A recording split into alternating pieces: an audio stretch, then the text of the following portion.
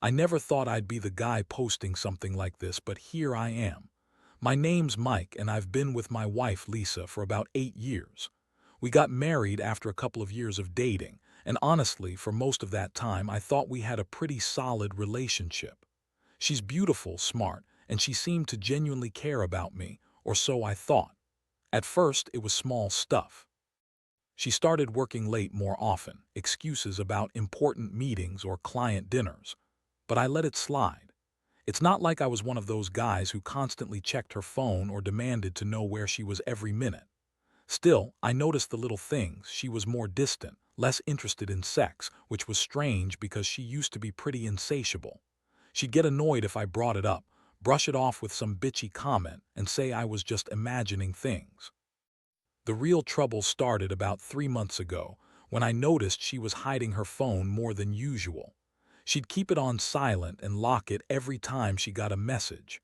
I found myself sneaking peeks when she wasn't around, just out of curiosity. That's when I saw the texts. Nothing explicit at first, just vague flirtations, some "can't wait to see you" messages sent to an unknown number. At the time, I told myself maybe it was just some coworker, a friend she was joking around with. I didn't want to jump to conclusions. But things got worse. She started leaving her phone in the bathroom while she showered or in her purse when she went out. I'd find her lying about where she was going, saying she was meeting her mother or going on a shopping trip, but then I'd see her at the bar downtown with some guy. That's when I started feeling sick. This wasn't just some harmless flirting. Then came the day I discovered the real proof. I was home late from work, had to prepare for a big hearing, and I noticed her phone was on the kitchen counter, buzzing nonstop. I wasn't planning to go through it, but I'd always prided myself on being a pretty laid-back guy. I was tired, and I was annoyed, so I just glanced at the screen. That's when I saw a new message from a number saved as Justin, with a timestamp from late that night. "Can't wait to see you again, miss you so much." My stomach dropped. I clicked open the message, and my heart sank even further when I saw a string of texts, dirty, explicit, and clearly not platonic. They were talking about sex, plans to meet up, even details about their last encounter. I felt like I'd been punched in the gut. How long had this been going on? Had she been lying to my face every time she said she was working late? My mind was racing. I didn't sleep that night. Instead, I kept staring at her phone, trying to process what I'd just seen. I felt betrayed in every possible way. I'd been faithful, honest, and supportive. I'd even been planning to surprise her with a weekend getaway. And now I had this. I didn't know what to do, whether I should confront her immediately or just wait and gather more evidence. But deep down, I knew this was the end of the line. And that's when the real shock hit me. What if she's been lying about everything else? What if her entire life was built on deception? This wasn't just about cheating anymore. It was about trust, betrayal, and a future I didn't recognize anymore.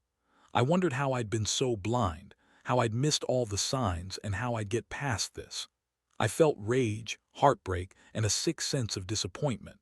I knew I had to face her in the morning, but honestly, I wasn't sure I was ready for the storm that was coming. The next morning, I woke up feeling like I was walking around in someone else's body.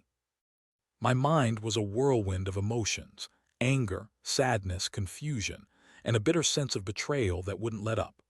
I kept replaying that message from Justin, that gut-wrenching proof that Lisa had been cheating on me with a guy she called Justin, who she'd been sneaking around with for God knows how long. I had no idea how deep this went, but I knew I couldn't ignore it any longer. I got up, made coffee, and tried to gather my thoughts. I was angry that she'd lied to my face, that she'd acted like everything was normal when she was busy texting another man. Every time I thought about it, my stomach tightened. I kept asking myself, how did I miss all the signs? How did she manage to keep this secret from me for so long? I had always believed we had a good, honest relationship, but I was starting to realize I'd been a fool. I decided I couldn't confront her right away. I needed to be prepared to think this through. Instead, I spent the morning doing something I never thought I'd do, checking her social media, her emails, her recent calls. Nothing seemed out of the ordinary on her accounts, but I knew the truth was in her phone. That's where she kept her secrets. I had to find a way to get more proof, something undeniable. By late morning, I was sitting at the dining table, staring at her phone on the counter like it was a ticking bomb. I knew I had to act, but I felt paralyzed. Part of me wanted to smash the damn thing, to confront her immediately and demand answers. But I also knew I needed to have a plan. If I was going to expose her, I needed to do it carefully, without giving her a chance to cover her tracks. Suddenly, the front door opened. It was Lisa. She walked in, looking annoyed, and immediately started with her usual bitchy attitude. "What are you doing? Why are you just sitting there? I was out all morning and come home to find you staring at my phone like some jealous psycho." Her voice was sharp, and I could see that smug, dismissive look on her face. She was trying to act like I was overreacting, but I wasn't about to let her get away with it. I looked her right in the eyes. "I know about Justin," I said, voice steady but full of fury. Her face froze, then twisted into that familiar sneer. "What are you talking about? You're crazy. You've got no proof." She tried to brush past me, but I grabbed her wrist. "I saw the messages. I know you've been cheating on me for months." She scoffed, rolling her eyes. "Oh, come on, Mike. You're overreacting. It's nothing, just a stupid fling. You're being dramatic." Her tone was dismissive, but I could see the flicker of guilt in her eyes. She was lying, desperately trying to deny everything. That only made me angrier. "You think I'm stupid? I've seen the texts. I've seen what you've been hiding. How long has this been going on? How many times have you lied to me?" My voice cracked slightly, but I kept speaking. "I was planning a future with you, Lisa, and you were out there screwing some guy behind my back. How many times did you do this? Did you even care about me at all?" Her face contorted into a kind of sneer, and she snapped back. "You don't know anything about my life, Mike. You're just some naive idiot who thinks everything's perfect until it's not." That's when she added with a fake pout, "So what? You're gonna throw this all away because I had a little fun? Grow up." I felt my fists clench. The rage was boiling over, but I knew I had to keep calm, at least for now. I kept asking her questions, demanding the truth. She kept giving me these bullshit excuses. She was stressed. She was unhappy. She was just messing around because she felt neglected. I could see right through her lies. This was her way of trying to minimize what she'd done, make me doubt myself. I wanted to believe she was just some stupid woman, but deep down I knew better. The woman I loved, the woman I trusted, had become a stranger. I didn't recognize her anymore. And as she stood there, smirking and lying, I realized that I'd crossed a line I couldn't come back from. The betrayal was real. The damage was done. All I could feel now was a mix of heartbreak and a burning need for justice. I didn't say a word after that. She kept talking, rambling about how it was just sex, that it didn't mean anything, that I was blowing things out of proportion. But I wasn't listening anymore. I just stared at her, feeling every ounce of my trust in her evaporate. This wasn't just a mistake. This was a full-blown betrayal, and I knew I had to figure out what to do next. The confrontation didn't end with her just lying through her teeth. It was like a dam broke and everything poured out, her excuses, her tears, her angry accusations that I was crazy, paranoid, and controlling. She spun this whole narrative that I'd somehow driven her to cheat, that I never paid enough attention, that I was boring. She threw in a few tears, some angry words about how she hated feeling trapped, how she needed excitement. It made me sick to hear her try to blame me for her betrayal. I stood there watching her twist everything around, feeling like I was losing my mind. I'd always been the stable one, the guy who thought honesty was everything. Turns out I was blind. I'd been so sure about us, about her. Now I questioned every moment, every word. It was like my entire world was crashing down around me, and she was just standing there, acting like she hadn't just shattered everything we built. She kept pushing, trying to make it seem like I was overreacting, that this was just a stupid mistake, that she loved me and it didn't mean anything. But I wasn't buying it. I could see her true colors, selfish, manipulative, and completely indifferent to what I was feeling. All I wanted was to get out, to escape the mess she'd created. But part of me knew I had to get some kind of closure before I made any decisions. I pulled back, took a breath, and looked her in the eyes. "You lied to me about everything. Your late nights, your texts, your secret meetings. I trusted you, Lisa. I thought we had something real. And now I find out you've been cheating on me with a guy you call Justin, no less. How long has this been going on? How many times did you see him? Tell me the truth." She hesitated for a second, then snapped. "It's not like you think. It's just sex, Mike. It's not serious. Justin's just some guy I met at a bar. It's not some big deal." Her voice was bitter, and she looked angry that I wasn't buying her bullshit. She was trying to minimize everything to make me feel like I was overreacting, but I knew better. I felt a strange, cold numbness settling in. I'd always prided myself on being a calm, rational guy. But hearing her defend her actions, hearing her lie so shamelessly, it pushed me to the edge. I knew I couldn't stay there and listen to her spin her stories. I had to decide what to do next, whether to kick her out, pack my things, or try to salvage some part of this nightmare. But in that moment I realized something else. I wasn't just hurt, I was furious. The kind of fury that makes your vision blur and your hands tremble. I wanted to punch something, scream at her, tear her apart with words. Yet I also felt this deep, aching sadness, the kind that makes you question everything you believed in. How did I miss all the signs? Was I so blind that I couldn't see what was happening right under my nose? She kept insisting I was overreacting, that I was jealous, insecure, that I needed to grow up. That's when I finally told her I was done with her lies, her manipulation, her betrayal. I told her I needed space to think, that I wasn't going to fix this overnight. She looked furious, then suddenly broke down crying, saying I was throwing away our marriage over some stupid mistake. But I knew deep down I couldn't unsee what I'd seen. I couldn't pretend I was okay with her cheating on me. That night I didn't sleep. I kept replaying the scene in my head, the way she lied, the way she looked at me with contempt like I was the problem. I kept asking myself if I could ever trust her again, if she even deserved a second chance. I didn't want to make a rash decision, but I knew I couldn't stay with her and pretend everything was fine. The betrayal was just too much. I realized I was at a crossroads. I could try to forgive, try to forget, and hope it never happened again. Or I could cut her out of my life entirely. I didn't know what the right choice was yet, but I knew I had to confront this head on. Because if I didn't, I'd just be lying to myself, and I'd never be able to move on. The days that followed were a blur. I couldn't focus on anything. My head was spinning, and the betrayal kept replaying in my mind like a sick loop. Every time I closed my eyes, I saw her face, defiant and manipulative, telling me it was just sex, that it didn't mean anything. I kept asking myself how she could be so callous, how she could lie to my face and then turn around and cry like she was the victim. It was infuriating. I decided I needed some space. I moved out of the house while I figured things out. That was probably the hardest thing I've ever done.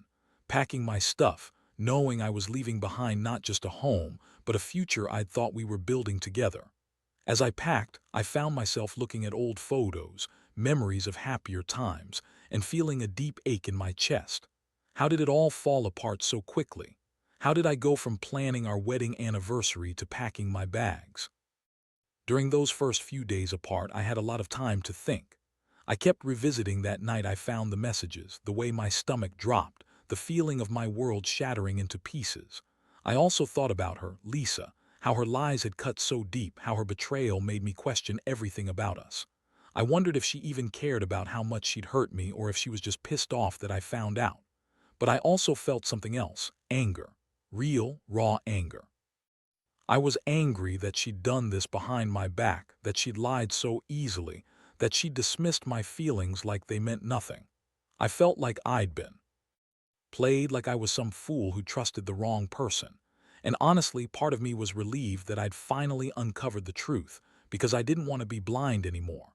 Over the next few days, I started talking to friends, trying to get some perspective. I confided in a couple of buddies, guys I trust, and their reactions were pretty much the same. "Dude, you gotta cut her loose," one said. "You don't want someone who cheats on you behind your back. That's not love, that's betrayal." That advice stung, but deep down I knew they were right. No part of me wanted to keep her around after what I'd seen. Still, the hardest part was deciding what to do about the marriage. Do I try to forgive her? Do I want to rebuild what we had, knowing that trust had been broken? Or is it better to just walk away, accept that she was never really the person I thought she was? I kept going back and forth, feeling like I was stuck in some awful limbo. I didn't want to make a rash decision, but I also didn't want to stay just because I was afraid of being alone. One night I finally called her. I needed to hear her voice to ask her what she thought about all this. She answered, sounding tired and annoyed like I was bothering her. When I told her I was done with her lies, her cheating, her fake apologies, she snapped back. "You're overreacting, Mike. You're making this into something it's not. I made a stupid mistake and you're acting like I'm the worst person alive. You're overreacting because you're insecure." That's when I realized how much she'd twisted everything. She was trying to make me feel guilty for catching her, for exposing her. But I knew better. I knew she was the one who had betrayed me, who'd lied and cheated behind my back. Her words didn't faze me anymore. I told her I didn't want to hear her excuses, that I was done trying to save this marriage. As I hung up the phone, I felt a strange mix of relief and pain. Relief because I finally saw her for who she really was, and pain because I loved her and I never wanted it to end like this. But I also knew I couldn't keep living in a lie. I had to accept what she'd done and move on somehow. That was the only way to start healing. In the end, I realized that sometimes love isn't enough to fix everything. When trust is broken so fundamentally, there's no going back. I learned that you have to value yourself enough to walk away from betrayal, no matter how much it hurts, because staying with someone who cheats and lies is only going to deepen the wounds. And honestly, I don't think I want to spend my life trying to fix something that's already been shattered beyond repair. The weeks that followed were the hardest I've ever experienced. I felt like I was walking around in a fog, half in shock, half in anger, and mostly just trying to keep it together. I moved out of the house and into a small apartment nearby, trying to create some space between me and the chaos. Every day was a struggle. Every thought was clouded by what I'd discovered. I had to remind myself constantly that I deserved better than someone who could cheat, lie, and dismiss me like I was nothing. I threw myself into work, hoping that staying busy would keep my mind off the pain. But even then, every time I sat in my office or walked into a court hearing, her face would pop back into my mind. I kept replaying everything: her sneaky texts, her dismissive attitude, the way she tried to gaslight me into believing I was overreacting. It was like a wound that refused to heal. I was furious at her, but I also felt a gnawing sadness, like I'd lost the best thing in my life, and now I was left with a hollow shell of what we'd once had. One day, I started doing some digging into her phone just to see if I'd missed anything. I wanted to be sure I wasn't overlooking something. As I scrolled through her messages, I found more proof: messages with Justin, texts with other guys, even explicit photos she'd sent. It was like a flood of betrayal I'd never imagined possible. The worst part, she lied about everything. She told me she was just working late, that she was unhappy, but never said anything about her cheating. It was a blow to my ego. How did I not see it coming? I also started getting angry at myself. How the hell did I let this happen? How did I not notice her slipping away, or worse, refuse to see the signs? I'd always been the guy who believed in honesty, loyalty, and sticking together. And now I felt like a fool. I'd trusted her with everything, and she'd thrown it all away for some meaningless sex with Justin. That thought made my stomach turn. I was ashamed of how much it hurt, seeing her as the liar, the cheater, the manipulator. But then I knew I had to make a decision. I couldn't keep living in this limbo, hating her, missing her, but also feeling trapped by the idea of being alone. I had to decide whether to fight for a chance at reconciliation or accept that it was over. I sat down one night, took out a piece of paper, and started listing the pros and cons. Honestly, every pro seemed insignificant compared to the weight of her betrayal. The cons of leaving felt overwhelming, but I knew deep down I deserved someone who didn't lie to my face. One afternoon, I finally called her again. I needed closure, something to help me move forward. When she answered, her voice was cold and dismissive. I told her I was done trying to fix what was broken, that I couldn't keep pretending everything was okay anymore. She responded with her usual dismissiveness, saying I was overreacting, that I was insecure, that she was entitled to have her fun. Her words only made my blood boil. I told her I didn't want to hear her excuses anymore, that I was done with the lying, the cheating, the manipulative bullshit. I told her I was filing for divorce, that I couldn't be with someone who thought betrayal was just a stupid mistake. She yelled at me, called me cold, said I was overreacting, that I was the problem all along, but I didn't care. I knew this was the end of the line. Walking away from her was like shedding a heavy, rotten weight I'd carried for too long. I finally realized how much I'd sacrificed, how much I'd ignored my own instincts. It hurt, badly, but it was also a relief. A part of me felt liberated. I finally saw her for who she was, a selfish, manipulative person who didn't deserve my love or respect anymore. Now, I'm in this space of trying to rebuild. It's not easy. There are days when I feel like I'll never trust again, and other days when I feel strong enough to move on. What I've learned is that sometimes love isn't enough, and the most important thing is to value yourself enough to walk away when someone betrays you so deeply. Trust is fragile, and once it's broken, it's nearly impossible to repair. But you can pick yourself up, learn from it, and someday find someone who truly values you for who you are. It's been a few months now since I made the decision to walk away from Lisa. Honestly, I never thought I'd get to this point, but I feel like I'm finally starting to breathe again. The initial shock and heartbreak are still there, but they're gradually giving way to clarity and a sense of relief. I've realized that I don't want to spend my life with someone who lies and cheats behind my back, someone who treats love and loyalty as disposable. The hardest lesson I've learned is that trusting someone doesn't mean blindly accepting everything they say or do. It means paying attention to the small signs, trusting your instincts, and valuing yourself enough to walk away when you realize you're being used or lied to. If I'd listened to my gut earlier, I might have saved myself a lot of pain, but better late than never. I've also learned that healing takes time. Some days still suck, I get angry, I cry, I feel lonely, but I remind myself that this pain is temporary. I deserve better and I will find it someday. Since the breakup, I've started focusing on myself. I've gone back to doing things I love, hiking, reading, reconnecting with old friends. I've also started seeing a therapist, which I recommend to anyone in a similar situation. It's helped me process everything, understand that what happened isn't a reflection of my worth, and develop the strength to move forward. I've realized that I don't need someone to complete me. I just need to be happy with myself first. Looking back, I can say that this experience has changed me, made me more cautious, more aware, but also more resilient. I don't regret the pain because it taught me what I need to value in a partner: honesty, loyalty, and respect. And if someone violates those core principles, I now know it's better to walk away early than to try and fix something that's already broken beyond repair. To anyone reading this who's going through something similar, my advice is simple. Listen to your gut, don't ignore the signs, and never convince yourself that someone's betrayal is just a mistake. You deserve honesty and respect, and if you don't get that, it's okay to let go. The pain may feel overwhelming now, but it's also a catalyst for growth. Trust me, it gets better. You will heal, and eventually, you'll find someone who truly values you for who you are, not who they want you to be. What I've come to realize is that the biggest act of love you can do for yourself is to walk away from someone who doesn't treat you with the respect you deserve.